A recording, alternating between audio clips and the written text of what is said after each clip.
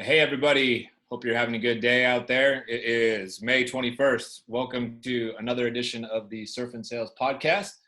I'm Scott Leese here in Austin, Texas, talking to my good friend Richard Harris in Moraga, California. And we're joined today by George McGehrin, the president of the McGehrin Group. George has almost 20 years experience in the recruiting world out in New York City. And we're excited to talk to him today about the state of jobs and the economy and get into a little dialogue about who the greatest salesperson of all time is. So happy to have you here with us, George. How you guys doing today? I appreciate being on. It's always fun to catch up. We're good, man. We're good. Let's get right into it. Let's talk about who the greatest salesperson of all time is, or what the biggest sell ever is. Everybody needs to hear this because we just had this like off the cuff dialogue and I thought it was hilarious. So I want to get into it. So best salesman ever. Well, I mean, no offense to anybody. And I would say that your local priest is pretty decent, right? I mean, twice in a 35, 40 minute period. Sometimes it goes longer. They do ask you for money, right? And they're pretty good at it. I know what their close rate is, but it seems like, sometimes I'm like, it's that you feel bad because your buddy's given, maybe I'll give two, but they do a pretty good job of the whole. There's a lot of things going on. A lot of good storytelling too, right? A lot of good storytelling. Oh. Yeah. I'm not trying to bash priest here, but I never understood the marriage advice thing. Like you're never been married, but you're giving me advice on how to be married, right? It's kind of interesting.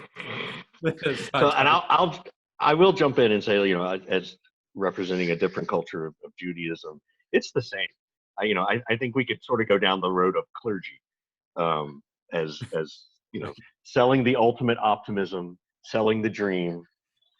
Depending on your perspective, the ROI can be huge, or you could not believe there's any ROI, right? You never see the return. You only get to do the investment. So, again, we're not trying to disparage anyone. It's just a podcast. People relax.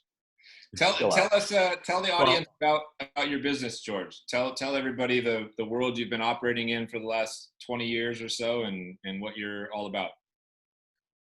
Right. So, and by the way, back to the priest with the clergy, social proof. I mean, think about that from a sales technique. That's pretty much what they use, right? Social proof. But it's interesting. So I run two main businesses. One is an executive placement firm. So I've got 30 people in the team. We have clients that are literally all over the place in terms of industry, geography, revenue. In general, we're dealing with folks that are making from $300,000 a year to $4 or $5 million, right? So it's after 20 years, I've been good at going after. You see it a lot, but going after the C-suite guy or the girl. We're pretty good at that skill set. The second thing, which was like a mistake turned into a business model, right, was the same types of people started asking us for branding advice and saying, "Hey, George, there's a board membership available. I need some help. Can you help us?" And we started that service.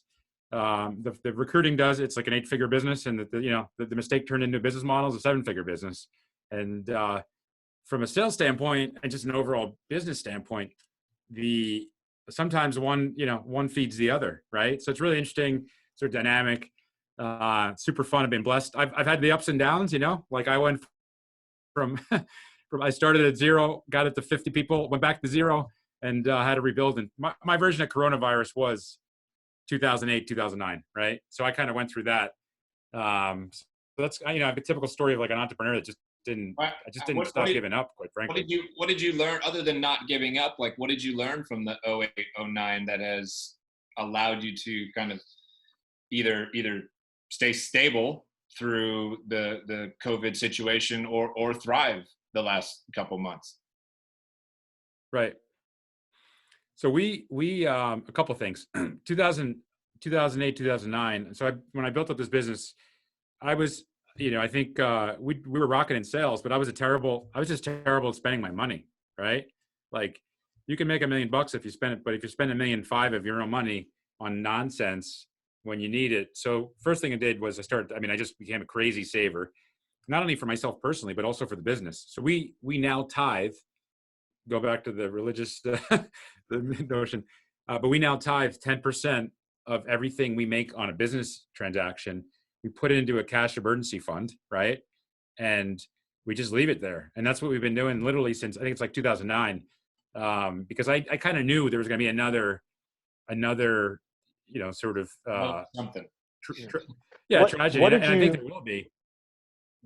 what did you cut out from an expense standpoint, if you don't mind getting a little personal? Because I think we all have this challenge, Yeah. right? I mean, And I certainly yeah, have I mean, in this well, world. Like, I'm not going to lunch at all. I'm not getting coffee. Like, there's already some of that. But what were you cutting out?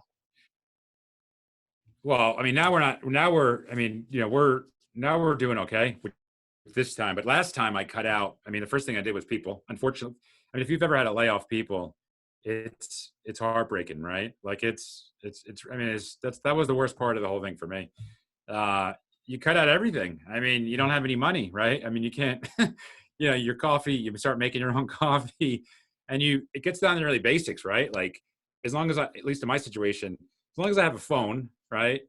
And I can call somebody and a piece of paper and somewhere to live, the rest is kind of just you're just buying time. And I pretty much cut out literally everything. And I'll tell you this, it's not all roses, right? I mean, I lost all my money and I think I had like 3 houses, lost them. I mean, you're broke, right? You can't, it's either you eat or the bank eats. And Right. you make a decision as a business owner. Like, do I go get a job and just be a good sales guy and, make some money, or do I rebuild it? And that's what I did. So it took me a while to rebuild it, but just, I cut out How did everything. you? There's nothing, you don't have any money to pay anything. You you clearly have this entrepreneurial spirit, right? Were you born this way? Were you always the entrepreneur as a kid? Were you always hustling something, selling baseball cards, whatever it was? Where do you think it came from for you? I mean, I agree. I think there's something natural, right? Like there is sort of, I have 2 sons, one's 9, one is 5. The 5-year-old is a little more entrepreneurial, without knowing that, than the 9-year-old. I think I had this little hustle in me, right? So I don't know. I think everybody tells like a lemonade story. I mean, I have my lemonade stand story, like everybody else. And, I think I was semi-born with that, but I didn't sell anything or do anything in business, let alone entrepreneurial, until I was 27 years old. So I'm. Oh, really? Well, yeah, man. Well, I tell you, I mean, the lemonade story is like, my brother had this lemonade stand. He wasn't really making much money. He's an older brother. And, I was like, hey, I'll take it from you. I didn't buy it he just gave it to me. And I decided to give free lemonade out with just a sign that said, hey, tips, free tip, tips are accepted, do what you want. And people were just throwing tip money. I was like 9 or 10. Right. So I think there's an instinct to it, but, I don't know. There's a kind of drive. It's more like you get to a point. I mean, you guys can appreciate this. I just don't, there's a sense of like, I don't want to work for somebody ever again, and, maybe fear drives me, but I've worked more time by myself and on my own terms, really, with a team than I have socially in a company. Right. So I think that's the new driver of why I'm an entrepreneur. That's all I know. What, as you think about stuff now, because even in 2008, 2009, and now, one of the most interesting things that happens in these economic downturns is that it does produce a lot more entrepreneurs, right? Some people are laid off, and they sort of figure out a way to build it. What advice would you give to somebody, because you've done it a couple of times? Like, okay, you think you're going to go do this. Here are 3 things I made a mistake on when I first started being an entrepreneur. What advice would you give somebody to help them? So the first thing is just I think it took me a while to learn this, but I think you need to keep track of what you do in terms of, it's a math problem, right? So and usually, like, if you don't have, usually if you don't have a sale, if you're not hitting your sales, or it's usually there's something that you did it was your responsibility. It wasn't because the client's terrible. Maybe you went after the wrong client. Maybe it's the wrong industry. But I think the first thing is to keep track of the math, right? I mean, corporates, right, they keep the KPIs, right? And I see this as a lot of small business owners. They don't know their math. Like, you say, hey, how many phone calls do you need to I don't know, get in front of somebody. They don't know the number, right? How many emails did you send today? How many text messages to close this one guy or that guy? And they don't know the number. And I think if you're going to keep it really, really basic, just really know, all right, for me to make a deal, whatever your deal is, maybe it's $1,000 or it's a $10,000 deal or it's $100 deal. You have to know the math of what you need in terms of activity to get that. And that's took me a long time to learn that. Right. And I think that's a basic thing that I live in terms of activity. I would say I don't know. I think the second thing for people that start a business is you need to ask the question and ask for business, right? Like people are afraid to ask for the business. And if you don't ask, you're not going to get it. It just, in general, people want to help you, but you have to ask for it. You can always, the best one is just, why do you think it's so hard for people to ask for the business or even prior to that, just like ask, hey, right. When we talk again on Monday, can we get a yes or a no decision one way or the other? Like, why is it so hard for people who are in sales and they know that you have to do this and they still don't do it? Why is it so hard for some people? I think there's a part of them, right? No, it's an awesome question. I think there's a part of them that maybe they don't believe in the product, right? Like if you really believe in what you do, I agree. That's definitely could be part of it. Yeah. I mean, if you really believe what you do, it's pretty for me. It's easy to ask for the question, and we went back to the sales thing. Like some people are still it's like sales is a dirty word, right? Like it's like sales drives everything. Like you can't promote your product if you don't have revenue, and you can't serve more people if you don't have revenue. I think, but I think at the end of the day, I think I really believe it comes down to they really don't believe in the product, because if you're really passionate about what you're selling, it's pretty easy. It's pretty easy. And then that goes to the question of why do people keep their prices so low, right? Well, why don't you raise your price? It's because they also feel like they don't really believe in that product, that it's worth that. But is it that they don't believe in the product or they don't believe in themselves, right? It's the imposter syndrome a little bit. What if you are the product? Right. Well, this is. I am the product in my business, right? Right. So yeah, and I suffer from this. Scott knows it. We've talked about it a lot. I think we all do at times. I know I do at times. Yeah. Right. How did you? I just. Go ahead, George. You were just. No, I was gonna say, sorry about that. But I think you get to the point where you just need to say, okay, I'm gonna. I think when you worry about your customer first and you serve them, the money comes later, right? So sometimes I had a situation this morning where I was speaking to somebody, like the guy didn't need our services, like he wanted to buy the services, and I told him, and I mean, I hope that he appreciated the honesty, but I told him he didn't need to buy our service. He came referred, right? And I think that when you worry about those types of people and you worry about servicing who you're dealing with, the financial piece always comes. But I think you have to believe in what you sell. And sales is not a bad word. It's a good word. Even the priest knows it's a good word, right? Or the clergy. Right. So, right. What? Just out of curiosity, when you were going through your downturn, right, in 2008, 2009, it tends to hit people differently. Emotionally, it's a little bit tough. How'd you get back up? What made you internally want to get back up, as opposed to your point, well, now do I need to go find a job? Or what made you want to go do it again? I think instinctively I knew that I did a lot of things wrong. Like I spent my money improperly. I didn't hire the right people. The systems I had in place. And you go back to like, what did I learn? The second thing I learned was the process, like business processes, right? Which is, for some people, it's sales 101. It's business. It's company. It's like how you run a business. But I just knew that I didn't do things as well as I could, and I thought, let me just give it one more shot, and then I'll do it. I'll have a great process. I'll hire better people. Instead of having two offices with space everywhere, I'll have folks work remotely. I'll take care of the money part, and I just knew that I hadn't done everything quite as well as I could have, and that's why I wanted to do it again and just one more shot. I have one more question. What's on the sign behind you? Is that your top deals? It looks like it's something kind of motivational thing. Let I'm me see. curious. Oh, no, I think it says, let me see. It says top drivers. Actually, this is a good, so it's top drivers, Yeah. sales generation, revenue strategy, and vision game design, right? So this is how I see stuff. Like I have a rule in my team. Like I don't type, right? Like I'm not a typer. So I try to focus my day on those three things, right? And everything Can you else I repeat just them don't again, do. just I delegate. for people? Can you repeat them again? Because I think people would find it interesting. Sure. So this is what I focus on to run my business. So I focus on personally in my day, sales generation, revenue strategy, vision, and game design, right? Which goes back to process. I call it game design, but it's business process, right?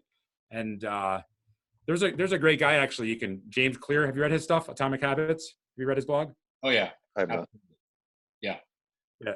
He's terrific. He talks about automation, delegation, and those other things, right? But it's that's what I try to focus on. It's what I'm good at. I'm not a great, PowerPoint guy. I'm not a great, I type really slowly, so I'm not great at that stuff, but I'm good at that. And I focus on that. And that's what drives the business.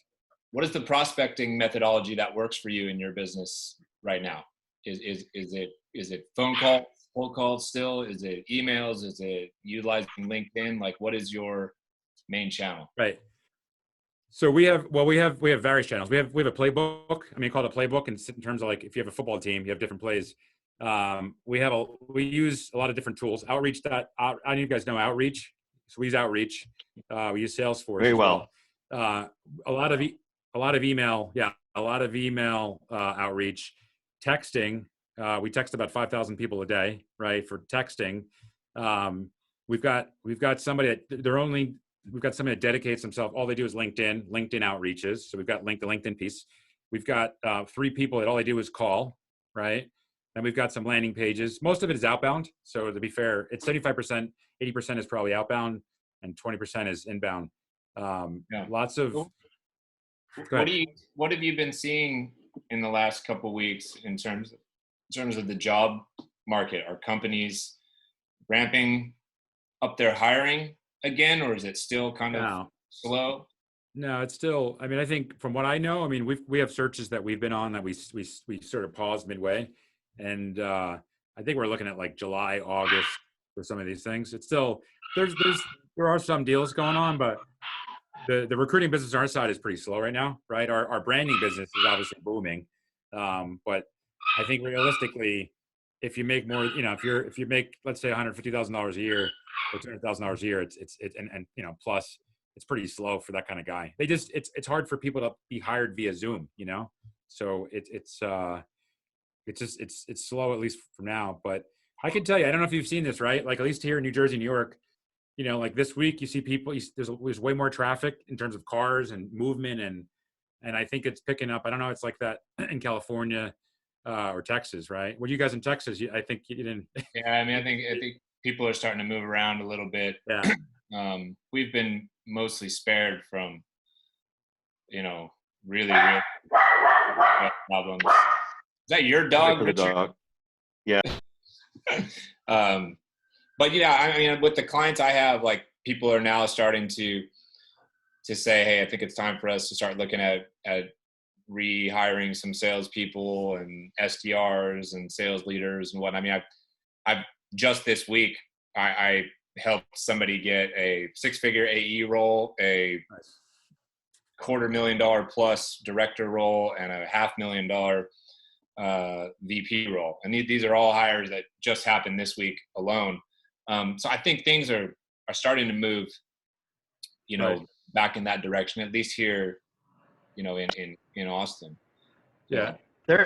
I'm having a lot of conversations with people around training. So they're taking the time to invest in people. To your point, I talked to 2 people yesterday about training, and they're like, well, we've got open headcount and we think it's going to be July when we bring them in. So I think it's interesting. I think people are gravitating. I said, well, what makes you think July? And nobody has an answer. It's really still a hope and a prayer. Like it really is like, we think it'll all settle down, and it's kind of like, I don't know. We'll see. Yeah. Right. Hopefully.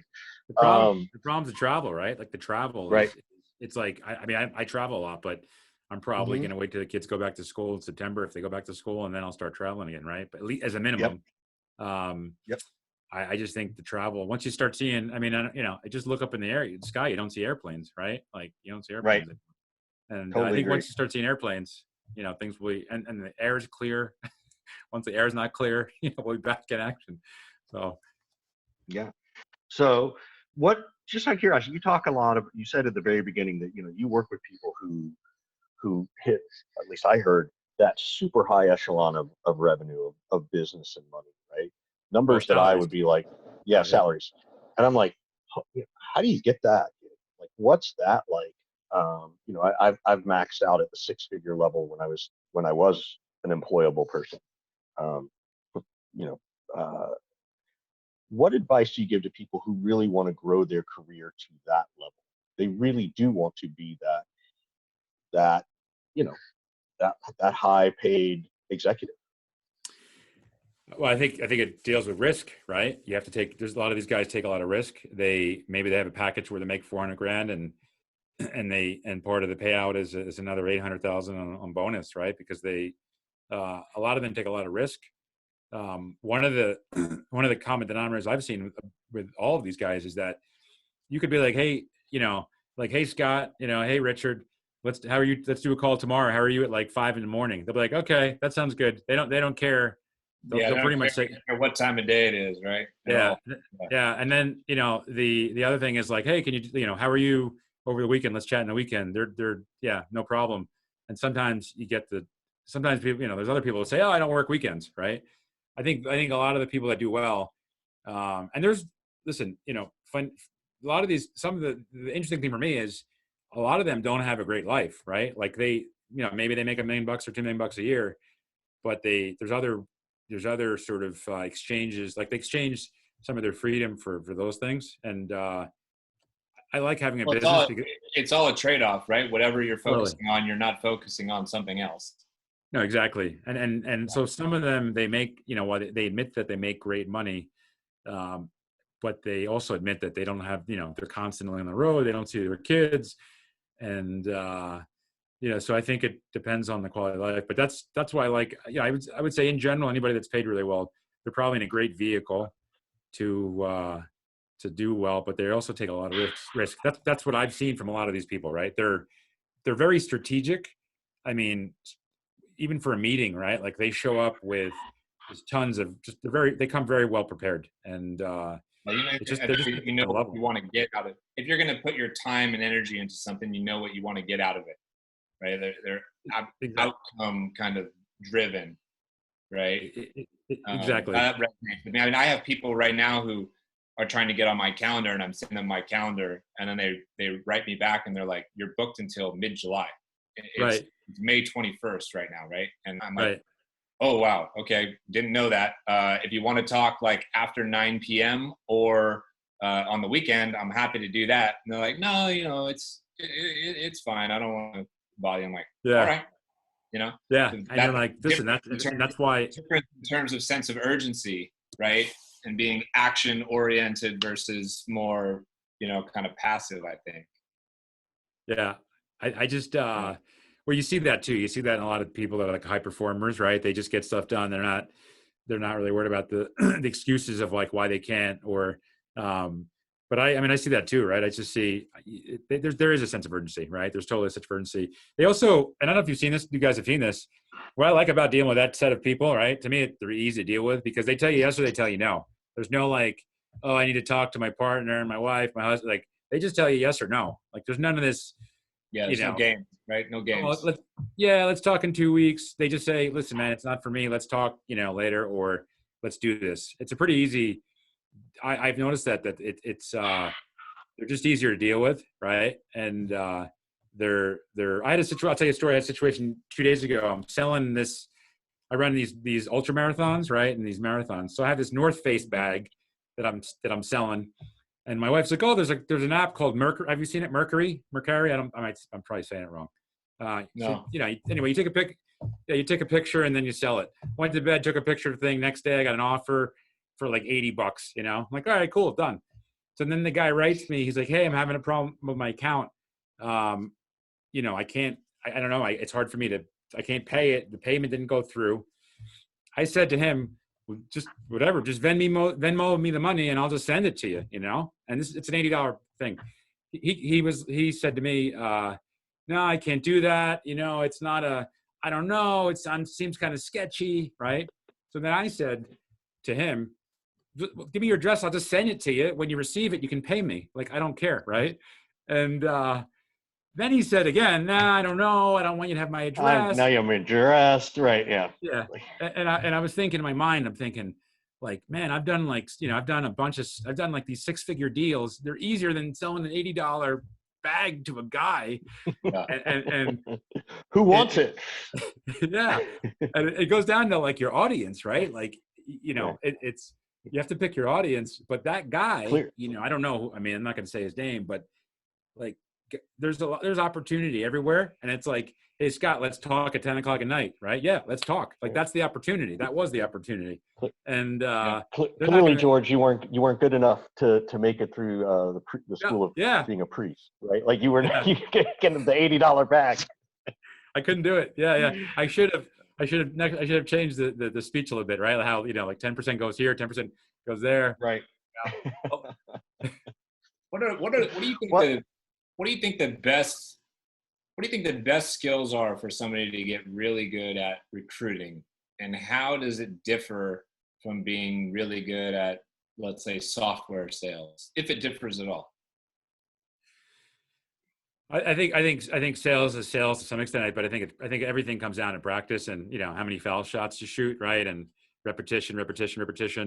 And I mean, I would say there's absolutely zero situations that somebody could throw at me right now. I've been doing it 20 years that I haven't already handled, probably 10 times in my life at a minimum. I think it comes down to repetition, right? And knowing how to handle. Take that challenge. Scott's going to take that challenge and he's going to find something in the next few minutes. Oh yeah, I got to think of something.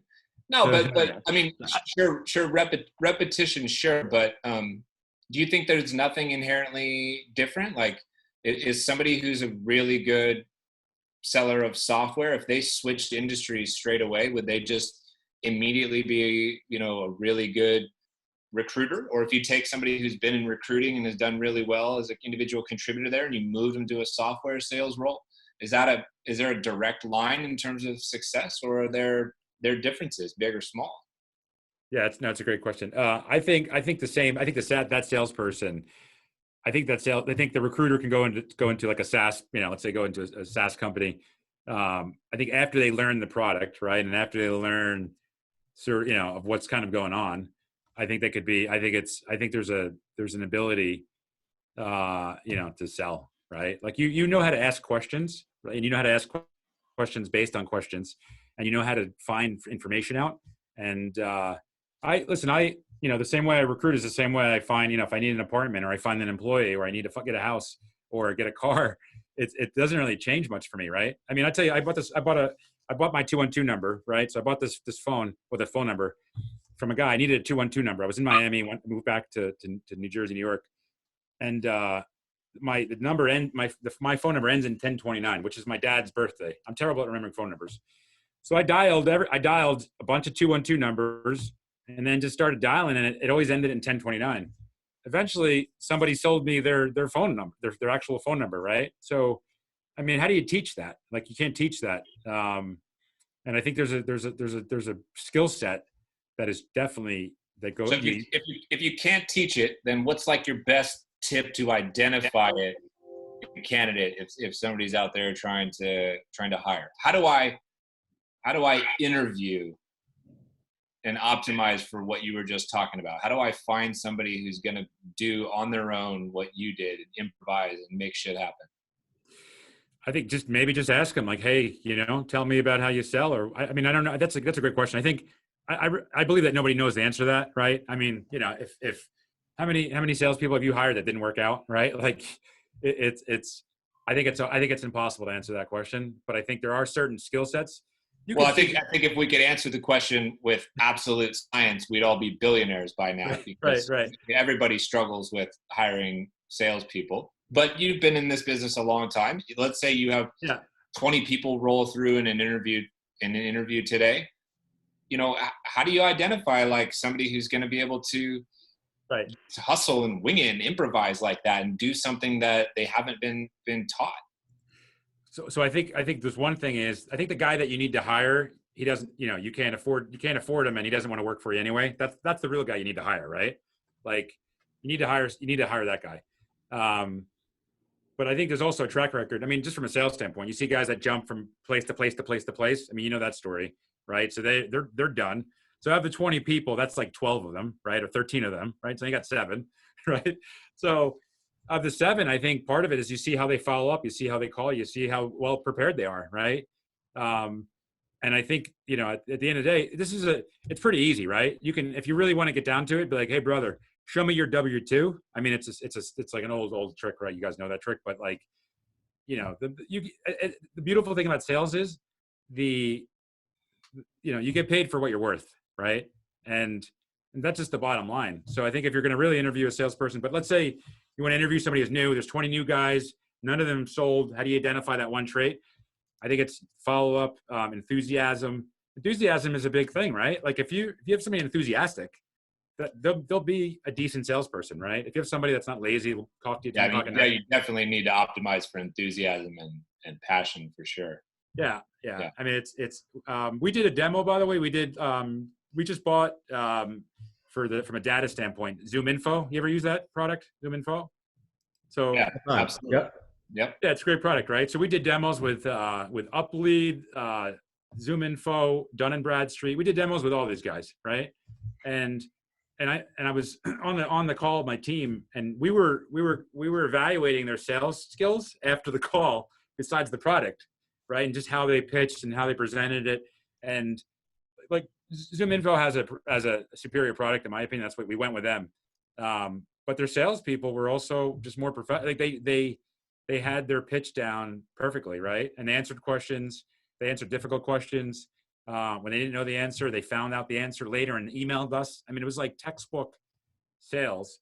One guy, one of the guys, I'm not going to mention the company, like wasn't even ready. Didn't even know we were supposed to have the call. It was just so I think there's things like that you see. You see things like that too, right? And just how people behave and prepare. I got and we're sort of getting close towards the end. I got one more question. And it's because you said it earlier, and it's really been sitting in my head. Is you said you send 5,000 texts a day, right? That is, I can see that from the candidate level. Like if you're texting Richard, hey Richard, I'd love to, talk to you about an opportunity or something. Are you guys sending texts to companies too? And how is that going over? Is it being receptive? Do you see it being more receptive now since COVID? Like, I'm just curious, because I think that's, everybody wants to text, but everybody's fearful to do it. So why would they be fearful? Like what's the fear behind texting? Oh, I mean, there's a lot of laws around, you're intruding on somebody's time. Like, I don't necessarily know the head of, people at Zoom. So am I allowed to text this person, right? Is that too personal? Or have you guys just said, fuck it, we're going for it, we don't care. If someone complains, complain. I mean, my thing is like, hey, Richard, I got a $500,000 job for you. Do you want to talk? They're not going to say pretty much like, fuck that off. I get. Right? But that's, so on the candidate side, I can get it. Like that's super easy, right? I was curious if you're using it to go find new business with organizations. Hey, we want to be your recruiter. So our business model is the following. So the texting is based on our branding business, right? Which is helping these executives get their story together, the resume, the LinkedIn, the biography, right? So it's a pretty soft, easy text message. Like it's not an overly aggressive message. It's like, hey, listen, if you think you need some help, we run a recruiting company, but we also work with execs like yourself, and here's who we work with, right? If you're interested, let us know. And you'd be surprised. I mean, I would say there's a very few portion of people, like it's a very small percentage that tell you to go away, right? At that level, they're not. I mean, I think it depends on the level, right? that at that level, they're pretty polished, even when they tell you no. And I think the problem is when they tell you no, like don't text anymore, then you need to not text them anymore, right? Like that's where people get carried away. But we just said, hey, listen, like we have a service. There's nothing wrong with telling people about it. And you'd be surprised how much. I mean, it's pretty profitable as that idea. We actually get referrals from cold text messages saying it's not for me, but my buddy is. What's the best number you can reach yet? I mean, it's amazing. You have to take some sort of risk. These guys, like the guys we're dealing with. I mean, maybe I could find them on Facebook. Maybe I could have them send. They could get a LinkedIn message from somebody on my team. But I think texting is they look at it in 7 minutes and they make a decision, yes or no, right? And there is a part of courage. By the way, my team told me that it was the day the market had closed. Like I think it was in March. They're like, don't. I was like, guys, let's text. We're going to text people now. They like, that's a terrible idea. People are sensitive, don't do it. And, we did something like $20,000 in a period of like, I don't know, 7 hours by sending out a bunch of text messages. I mean, it's just, and some people are receptive to it. Most people are pretty nice, but it depends on the message, right? If you're hateful about it, then it's not really received well, but we're pretty nice about it. It's not a crazy in your face message. So this is that part sort of where we are going to sort of wrap it up, but we always like to ask, how can we be helpful to you? Obviously, please give out your information where they can get in touch with you if they're interested. But is there something we can help you with from a business perspective? And I'd like to we could talk about the other piece, maybe how I can help you guys as well, right? Maybe I can help your team as well, right? Or, both of you, right? I think there's two things, right? So I support an organization called Angel Wish, right? Which is in January we closed the NASDAQ bell, right? So angelwish.org. They buy toys for kids who have chronic, diseases, right? So you can make it a donation anonymously, right? And then, they buy gifts for kids. So that's kind of in terms of how they can reach out to me, I'm pretty easy to find. I'm on LinkedIn, but if you want to, I think that's behind me, but it's Instagram is, I don't know, exec_headhunter. LinkedIn, they can look me up, George McGehrin. If they remotely spell my name correctly, McGehrin, they'll find me. I'm the only recruiter guy with a big head and, a big schnoz. So they'll find me. And I'm pretty easy to find. But I don't know. But I'll flip it to you guys. Like, what do you guys need help with? Go for it, Richard. I've been on mute because I've had weird mic issues. What do we need help with? So as a solopreneur, I don't need help with recruiting. What I do, I think what we're looking for is we just want to keep growing our audience. Right. That's the most important thing. Letting people know that what we do comes from the heart and it's sincere, and that we're genuine in our podcast. Like there's nothing fancy. We're not going to go put any bumpers or buffers on this thing. There's no graphics that are going to be dropped. We're going to end this recording. I've been taking some notes and it'll get posted on Monday, right? Like that's what we do. So I think from your perspective, that would be great.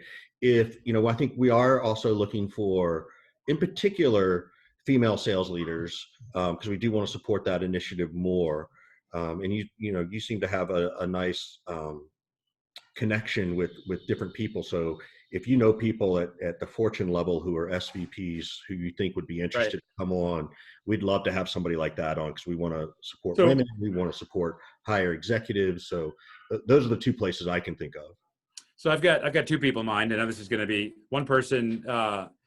One person is a very high level CHRO, right? It's very high level. The second person is and they're both females. Second person is somebody that, tons of experience in the hospitality hotel business, one of the chains. And, she could tell you pretty much exactly what's going on in the world, how they see it. She's also on the global brand marketing side. Maybe you can give us some intros there. That would be so that's a one. By the way, I mean, I'm appreciative you guys have me on the show. After the show, what I'll have one of my admins. We're gonna refer you 3 people. So 2 of them will be that person, and then I've got CMO. If you want to talk to CMOs or COOs, but it's I've got a lot of. I'll think about who. And I would even go one step further and go diversity. Yeah.